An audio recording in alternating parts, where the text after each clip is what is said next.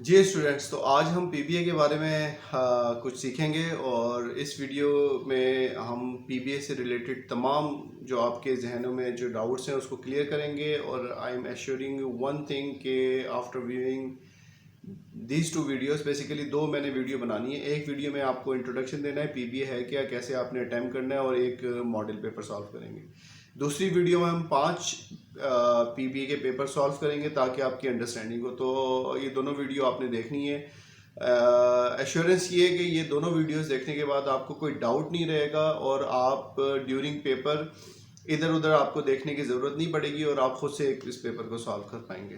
तो चलें स्टार्ट करते हैं और एंड तक देखिएगा। Thank you.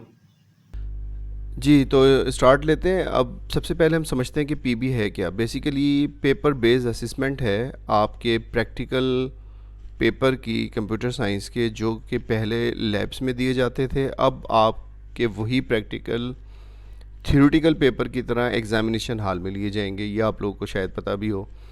तो उसका जो ड्यूरेशन होगा 1 घंटा होगा।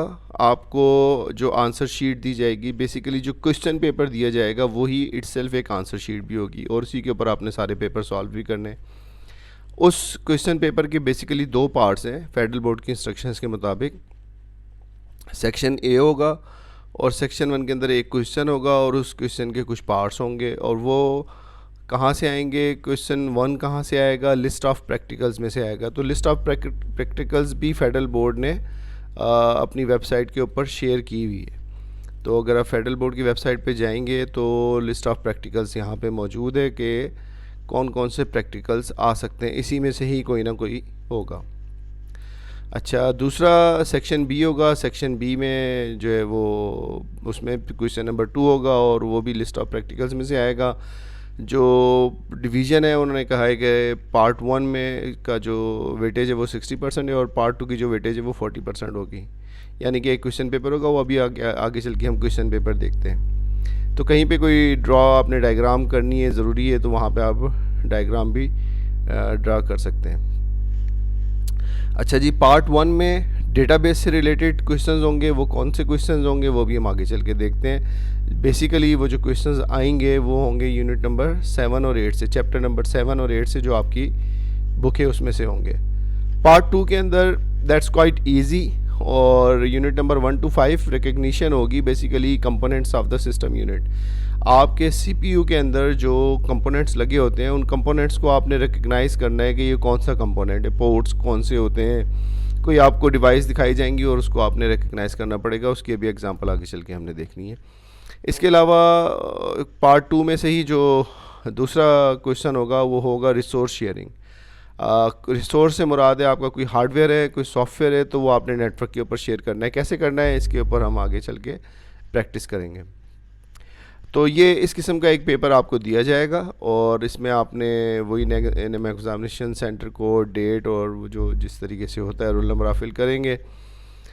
अच्छा जी, सेक्शन 1 की तरफ हम आते हैं और सेक्शन 1 में क्वेश्चन नंबर 1। क्वेश्चन नंबर 1 में जैसे ये यहाँ पे बता रहे हैं कि a college library has a collection of books for references और boring a database table book stores detail regarding book in library. Part of this table is given in showing book ID. ये कुछ fields हैं जो कि यहाँ पे बनाई हुई हैं उन्होंने। ये फील्ड्स यहाँ पे मेंशन है, book ID, ISBN, book title, subject, publishing date और इज़ अवेलेबल।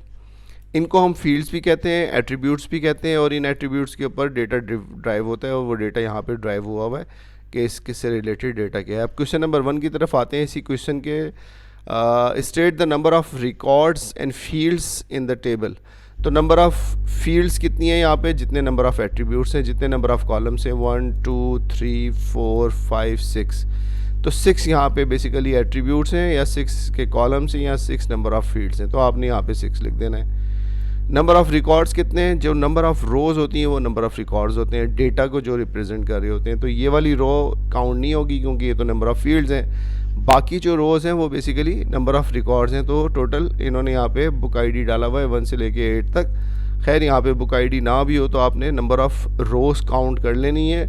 तो 8 रोज़ हैं, यहाँ पे आपने 8 लिख देना, आपके 2 मार्क्स आ जाएंगे। इसके बाद ये कह रहे हैं suggest the name of the field that should be use for primary की। तो प्राइमरी की के लिए यहाँ पे कौन सी फील्ड हो सकती है? प्राइमरी की का कॉन्सेप्ट हमें पता है कि प्राइमरी की is one of the candidate की होती है जो कि यूनिकली आइडेंटिफाई कर सके किसी भी रिकॉर्ड को। तो बुक टाइटल, किसी भी बुक का टाइटल सेम हो सकता है। इसी तरीके से सब्जेक्ट भी रिपीट हो सकता है, पब्लिशिंग डेट भी, एक दिन में 2 बुक्स पब्लिश हो सकती हैं और इज़ अवेलेबल। तो इन 3 में से तो कोई प्राइमरी की हो नहीं सकती, दैट्स फॉर श्योर, यूनिक होनी चाहिए। ISBN international standard book number, ये हर बुक का यूनिक होता है, लेकिन सम टाइम ऐसा होता है कि कुछ बुक्स ऐसी होती हैं जिनको जो ISBN इशू नहीं करवाती। तो book ID, it is suppose to be taken as a primary key, that is best. Although अगर हर वो बुक्स ये लाइब्रेरी में रखते हैं जो ISBN लेती है तो फिर ISBN is the best choice, but in that case the book ID is the best choice. इसके बाद है state the number of records, ये हो गया प्राइमरी की का, हमने बता दिया। बुक ID है। थर्ड पे आ जाते हैं, complete the table represent the most appropriate data type for 4 fields. 5 ये फील्ड्स हैं, इन फील्ड्स के डेटा टाइप्स हमने आइडेंटिफाई करने हैं। जी, डेटा टाइप्स जैसे यहाँ पे एक फील्ड है ID, इधर पे जब ये जो डेटा टाइप है वो यहाँ पे डिफरेंट डेटा टाइप्स शो हो रहे होते हैं, तो इसी में से ही हमने कोई डेटा वापस, तो हमारे पास बुक ID है जो हम डेटा टाइप लेते हैं आमतौर पे ताकि वो हमें एंटर ना करना पड़े, हम ऑटो नंबर सेलेक्ट करते हैं। ऑटो नंबर ऑटोमेटिकली इंक्रीमेंट होता है और इसके अलावा वो प्राइमरी की भी वो यूनिक होता है इनफैक्ट। तो इसका जो फर्स्ट वन का जो डेटा टाइप होगा वो हमारे पास होगा ऑटो नंबर। ISBN एक नंबर है और ये एक ऐसा नंबर है जिसके साथ हमने कोई कैलकुलेशंस नहीं करनी। जिस फील्ड के साथ हमने कोई कैलकुलेशन नहीं करनी उसको हमने नंबर नहीं रखना होता। जैसे टेलीफोन नंबर है, टेलीफोन नंबर के अंदर हम कुछ प्लस नहीं करते तो उसको हम एज ए नंबर नहीं लेते। तो एज ए नंबर जब हम नहीं लेते तो जैसे टेलीफोन नंबर को अगर हम इन डेटा टाइप्स में देखें तो हम नंबर सेलेक्ट नहीं करेंगे बल्कि शॉर्ट टेक्स्ट या लॉन्ग टेक्स्ट सेलेक्ट कर लेंगे। तो ISBN के लिए जो है वो हम शॉर्ट टेक्स्ट जो है वो बेस्ट चॉइस है। बुक टाइटल है, बुक टाइटल भी आमतौर पे जो है वो आ जाते हैं। शॉर्ट टेक्स्ट का मतलब होता है 255 कैरेक्टर्स, तो ये 255 कैरेक्टर्स में अकोमोडेट हो सकता है इजीली किसी भी बुक का टाइटल। अगर कोई आपको लगता है कोई ऐसी बुक है जिसका टाइटल 255 कैरेक्टर से भी एक्सीड करेगा तो आप उसको लॉन्ग टेक्स्ट कर दें। सब्जेक्ट का भी शॉर्ट टेक्स्ट बेस्ट है क्योंकि आमतौर पे सब्जेक्ट की जो लेंथ है वो इतनी होती है। पब्लिशिंग डेट का डेट एंड टाइम और इज़ अवेलेबल का ये बूलियन होगा, ट्रू एंड फॉल्स। तो यहाँ पे डेट एंड टाइम भी है हमारे पास और यस और नो की सूरत में भी है बूलियन वैल्यू। तो आपने कोई से भी 4 इसमें से लिख देना जो भी हमने डिस्कस किए। फील्ड का नाम लिखना है और आगे डेटा टाइप लिख देना है। तो डेटा टाइप में कंफ्यूज होने की ज़रूरत नहीं है। आपने देखें अभी हमने यूज़ किया शॉर्ट टेक्स्ट, नंबर हमने यूज़ नहीं किया, खैर नंबर, डेट एंड टाइम और ऑटो नंबर और यस और no. 1 2 may be currency 3 4 5 6 data types आपने याद रखने हैं इन्हीं से। List the output that would be generated by the following query design. अब देखें क्यूरी डिज़ाइन के अंदर उसने ये बताया हमें कि बुक टेबल इस क्यूरी के अंदर हमने बुक टेबल सेलेक्ट की हुई है, उस बुक टेबल की डिफरेंट फील्ड्स सेलेक्ट की हुई हैं और वो फील्ड्स जो ऊपर मेंशन भी थी, book ID, ISBN, book title, subject, publishing और इज़ अवेलेबल। इसमें से वो ये शो करेगा कौन कौन सी फील्ड्स जब रिपोर्ट जनरेट होगी क्यूरी बेसिकली, तो ये वाली फील्ड शो होगी। यहाँ पे चेक बॉक्स है ये शो के लिए, ये ISBN नंबर शो नहीं होगा, बाकी सारी इज़ अवेलेबल भी शो नहीं होगी, तो ये फील्ड शो होंगी। 1 2 3 4 फील्ड शो होंगी और क्राइटेरिया ये होगा कि वो बुक शो होंगी जिनका सब्जेक्ट फ़िज़िक्स होगा। तो जहाँ पे भी आप जो क्राइटेरिया डाल देंगे उसी क्राइटेरिया की बुक्स आ रही होती हैं।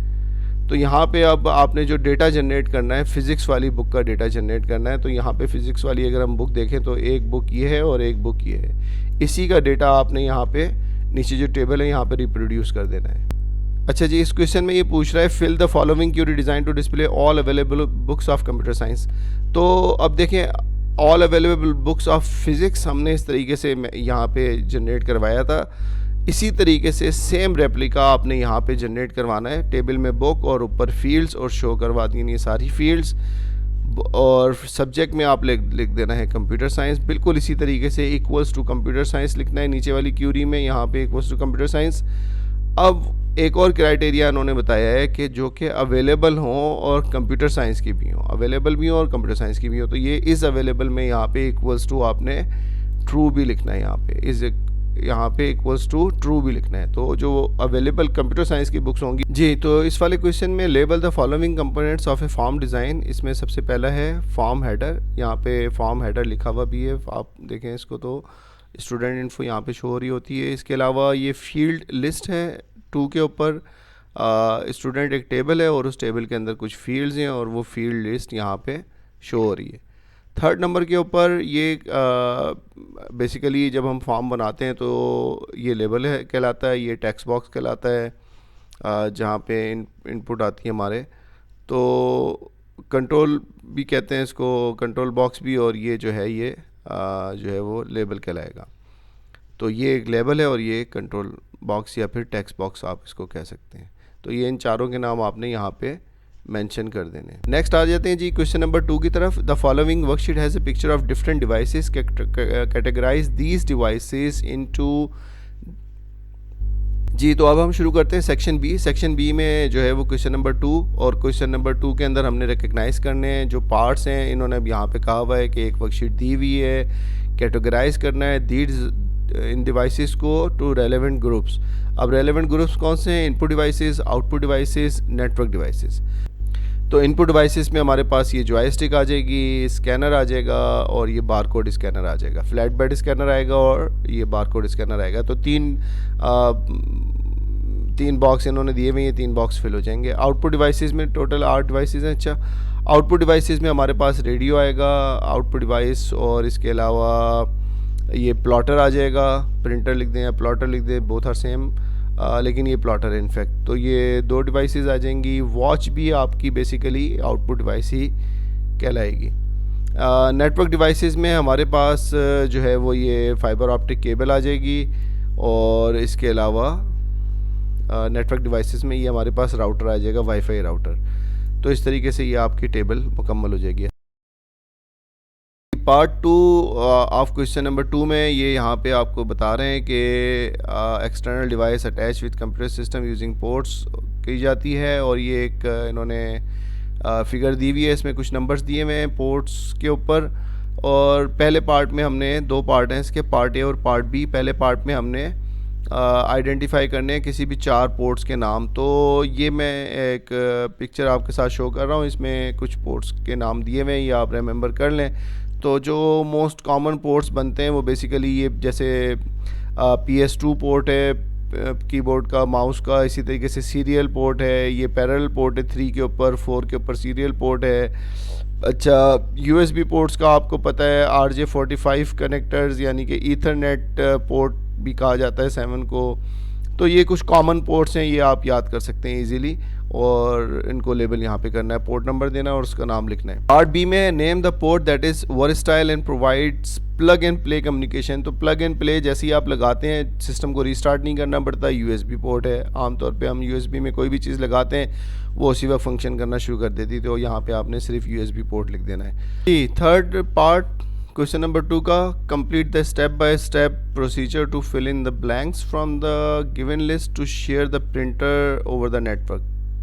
तो प्रिंटर है उसको शेयर करना है। अब ये इसका जो प्रोसीजर है वो विंडोज़ टू विंडोज़ वेरी करता है। मतलब विंडोज़ 10 प्रो मेरे पास है, तो इसके अंदर जो स्टेप्स बनते हैं वो हम जाते हैं सेटिंग्स में, पहले स्टेप में सेटिंग्स में, डिवाइसेस में, प्रिंटर्स एंड स्कैनर्स में, फिर जो प्रिंटर हमने सेलेक्ट करना होता है उसको हम क्लिक करते हैं, मैनेज में जाते हैं, उसके बाद जाते हैं जी प्रिंटर की प्रॉपर्टीज़ में, और यहाँ पे शेयरिंग के ऑप्शन में जाके शेयर कर देते हैं।